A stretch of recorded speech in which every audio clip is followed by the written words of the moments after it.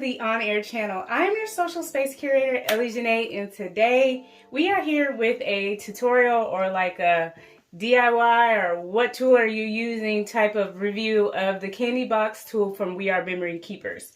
I saw this tool on Instagram and I knew instantly I had to have it. So the things that you need in order for you to adequately use this tool is you're going to need to have not only the candy box punch board, but you're going to also need to make sure that you have your scoring tool. Very important. Also, that's paired very well with this tool is the We Are Memory Keeper trimmer.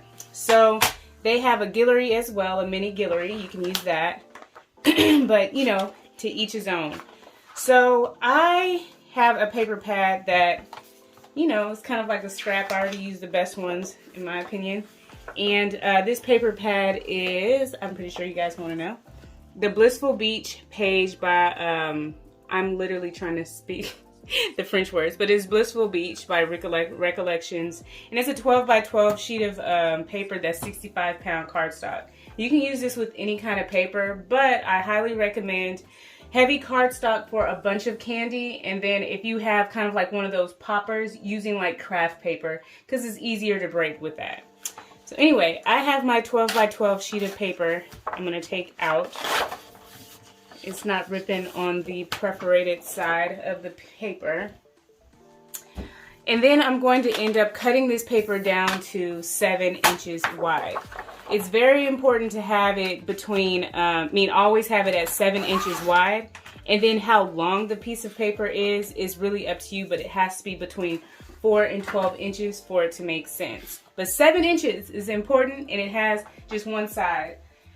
What actually just fell was the example that I wanted to show you before we actually get into it is the, this is just kind of what the very long 12 by 7 will turn out to be. It's very thin and narrow. So there's one example. This is like the 6 inch, I believe. And it's pretty much a good healthy size to add some treats and things like that. And then we have the 4 inch, which is the smallest that it goes, and that's how small it is. It's almost smaller than my hand for sure, because I guess my hand is pretty big, but I don't even know what that had to do with anything. So anyway, in this example, we're gonna do a 7 by 7 sheet of paper, and I'm gonna kind of show you guys. So we have 7 inches here, and then you could do 7 inches this way.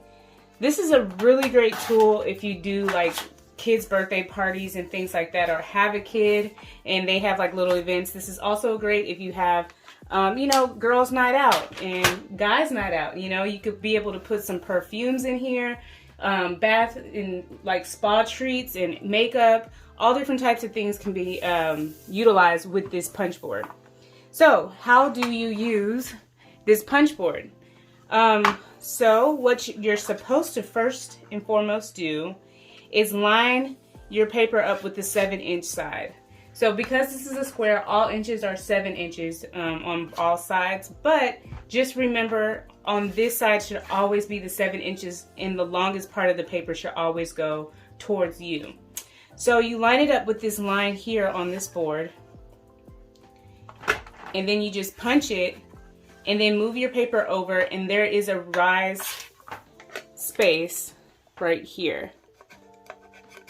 So that is supposed to be kind of like a nook for you to really guide your paper and make sure that it's fleshed up against here and also fleshed up against the back of this wall. So I'm going to punch again, and then I'm going to score. Make sure that, I'm just going to punch. And then I'm going to move it over, and then it's the punch actually gave you a full triangle this time. You put the triangle over the raised space, and this is where you score right here. So once you score, always punch, and then score first, and then punch. And that kind of gives you more of a straighter or like even box, because you do not want that thing to be wobbly. So here is the scoring. Now you're probably wondering, okay, I just flip it over this way and have at it. You really don't, because this first punch is off the page and this last punch is on the page. So what you would do is flip the paper over and then start it at the line again and then punch, and then move the paper over and then punch again. And then you go through that same phase of scoring if you have to. If the paper is way too long, then you'll have to score once you flip over. If it's a shorter piece of paper, you probably only need to score once. Okay, so it leaves you with these beautiful punch outs. These can go for a beautiful card, but we're gonna hold that off to the side. And then we're going to take some double-sided tape. Also, glue works very well, but because we want this video to move fairly well, I'm going to put the tape here at the edge, and then I'm going to add the tape here and add the tape here. The other thing that I would highly advise is to do the tape as close to the score line as possible as well, because you don't want any gaps and you want it to be secure, because depending upon how heavy the gift is on the inside, you want to make sure that that security is there. So taking my scoring tool and making sure that adhesive is adhering, okay, and then you take the back off of the adhesive. Usually I fight with this because I don't want to take the adhesive off with the backing. That's where glue is kind of a little bit funner, but it takes a little bit longer to glue, and then it can like move, and I don't want it to move, you know what I'm saying? Okay, so you're probably wondering, sis, you didn't score the score lines. Yeah, I didn't do the scoring first before I took the back off because I got really excited. But all you need to do is set your scored lines with your bone folder like this. And this is just going to form the box. And then there's that last little line here where we put our adhesive.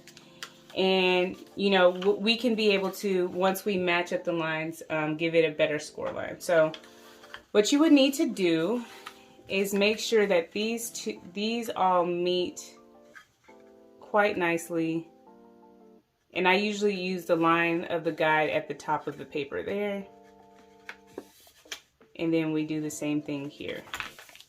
And then we're going to score it just like this. Now we have this beautiful box that we can put candy and stuff in. And I am looking around the room like, what kind of candy do I have? Also, I wanted to let you know, like, in order for you to fill it, you can take regular pieces of paper like this. You could take some like gift wrapping paper and just crumble it up and put it on the inside, but you have to work from the left to the right. So let me show you what I mean. Okay, so I got some regular crafting twine. This is, you know, from the dollar store or whatnot. But yeah, so I'm taking off probably like 12 inches because I never know how my bow is going to be and how many times I need to wrap around. But so 12 inches is kind of like my safety space whenever doing gift, what do you call it, candy boxes.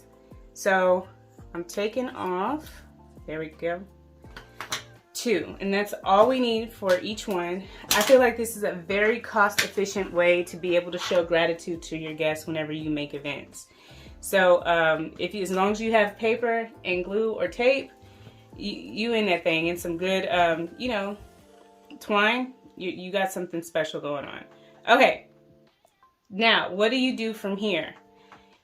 I basically took the paper, or the box now, and laid it in the middle of the twine, and then you just wrap the twine around, just a regular basic knot like this. And the purpose of this is to make sure that these 4 pieces come together and bring the shape of the box that you want. I'm going to do another wraparound just to make sure that it's holding snug. And then I'm going to do a knot. You could definitely do a bow there if you want to, like this one. But this one is more so of like, you know, it kind of reminds me of like a vacation, like tiki or something like that. So anyway, so at this point, this is where you would add your candy or your confetti, and you just would kind of like crush up some paper like this, and then stop it up at the end so nothing falls out of the hole. And you do as much as you need, like that. There we go. And I don't have any like placebo candy, but say that this was candy. This is just like glitter. You put the candy in there and you press it down, and then you top it off with some more, you know, wrapping paper to really just cover up the candy. I gotta push that down. Let's do one more.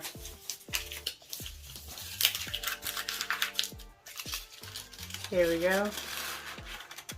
Okay, so it should make a beautiful, like, you know, just firm box for you as the more you stuff inside of your gift box. So I'm doing the same thing that I did on the left side, I'm doing to the right side, making sure that the bow is facing upwards, because you don't want bows to be going in all directions. Like, what's the fun in that? Okay, so I did one tie, and I'm flipping it over, cross it around, and then I'm tying it again.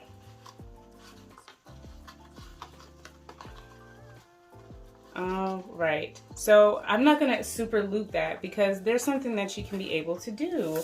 And with the remaining paper is make tags. Do not throw it away. You can make a card, you can make tags, just to, like, you know, let people know that you are very, very happy that they came and showed up. So, you know, I'm doing a 2.5 by, let's see, let's do 3.5. And my handy dandy favorite tag punch that is always at the front of my crafting cabinet. You just feed it through here and you punch it out. So you have this beautiful tag. So pretty. And then all you gotta do is just place it in through here and give it one more tie. Like this, and you have the most adorable cracker, or candy box is what they call it. It depends upon what part of the season you're in. You know, they call it a Cracker Jack box, candy box. But for the most part, this is just a really simple DIY.